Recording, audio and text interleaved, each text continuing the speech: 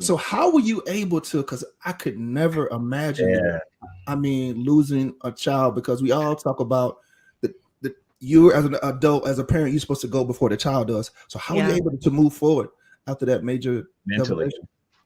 Yeah. Oh, you guys are asking the hard questions. Okay. That's what leaders do, right? They ask the hard Yeah. question. Well, here's the thing about grief, and this is the grief I experienced is what you would classify as Mhm. traumatic grief. Mm, It's the unexpected loss of someone you love. absolutely. It's unexpected. It's different than someone's dying of cancer. Now, I'm not discounting that grief or how it feels, but when someone, first of all, it's double. It's like a double whammy because, like you just said, as a parent, we never expect to bury a child. No. So Right. that's traumatic. Hmm. The unexpectedness of the way she passed is also traumatic, right? Hmm.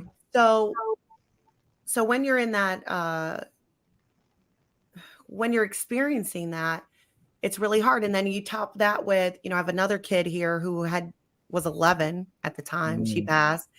I'm leading an office. I have all these people counting on me. I have a whole team. So it was a lot. It was really, really a lot. And something happened that can only be explained through someone who's on a faith walk, is that the Lord really just came in and took care of me. He answered, all my prayers. He gave me, all the strength I needed. He put people in my world that would have never been in it to help me and walk with me and just support me. And it gave me new purpose. Like, something I think we miss in grief Wow. is we don't stop to look at what we're meant to learn. Okay. The lesson. The lesson. Mm-hmm. And It's okay. I'm getting choked up, not even because I know she's in heaven and I know she's in a better place, but just what I've been able to learn from this experience.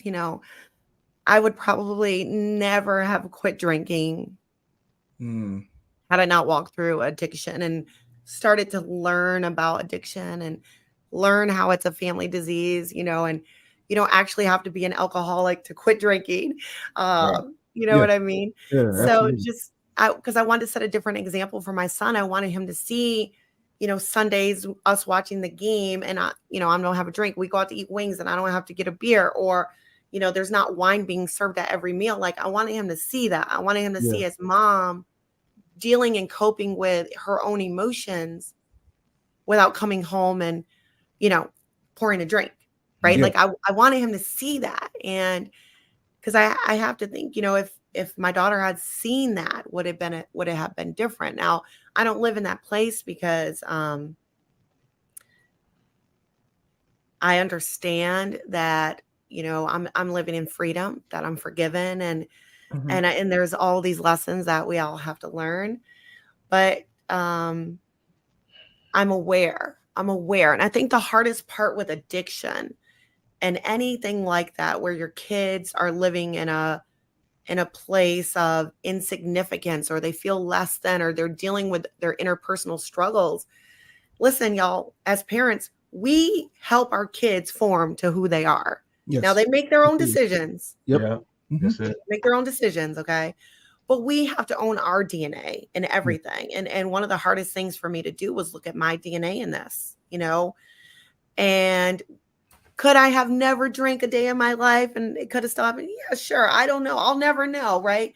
But I know I had to do what I needed to do to break those chains in my family, Wow. right? And getting this tattoo of her is just a way for me to memorialize her.